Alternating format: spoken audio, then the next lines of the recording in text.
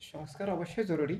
তবে সংস্কারের নামে যদি ক্ষমতাসীন দল কোনো মতপথ চাপিয়ে নিজেদের মতবাদকে সংস্কারের নামে চাপিয়ে দেন, সেটা জনগণের কাছে গ্রহণযোগ্য হবে না, সেটা রাষ্ট্রের কল্যাণে আসবে না, সেটা গণতন্ত্র প্রতিষ্ঠিত হবে না, সেটা একটা ষড়যন্ত্র হবে।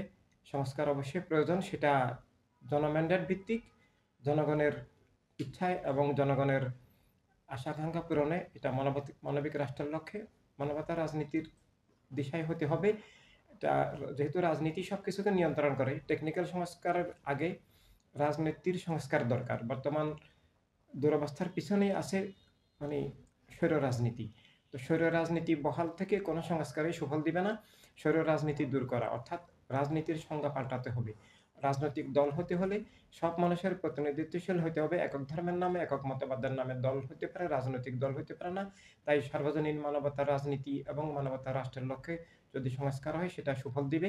সব মানুষের অধিকার, স্বাধীনতা, জীবন জীবিকা নিশ্চিত হবে।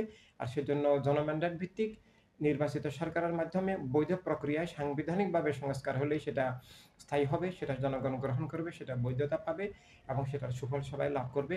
আর না হলে চাপিয়ে দেওয়া কোনো সংস্কার সেটা স্থায়ী হবে না এবং সেটা সংস্কারও হবে না, সেটা দলীয় মতবাদকে সংস্কারের নামে চাপিয়ে দিয়ে সেটা দলীয় স্বৈরতন্ত্র, দলীয় ফ্যাসিবাদের পুনরাবির্ভাব হবে।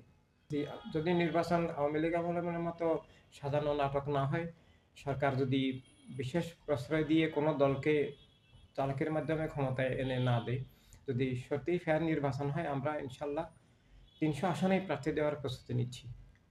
জনগণ মানবতার রাষ্ট্র চায়, জনগণ শান্তির নিরাপদ রাষ্ট্র চায় এবং গোষ্ঠীবাদী রাজনীতির যে বিষাক্ত পরিবেশ থেকে মুক্তি চায়। আমরা অবশ্যই নির্বাচনী প্রস্তুতির জন্য এগিয়ে যাব এবং সব আসনে অংশগ্রহণ করব, যদি সেটা ফেয়ার নির্বাচন হয়।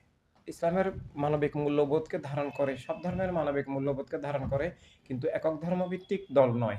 আমরা মনে করি রাজনৈতিক দল হতে হলে সব ধর্মের সব মানুষের সমান অধিকার ভিত্তিক হতে হবে এবং দলের সদস্য হতে হলেও যে কোনো ধর্মের মানুষ সদস্য হতে পারবেন যদি তিনি মানবতার রাজনীতি, মানবতার রাষ্ট্রে বিশ্বাস করেন।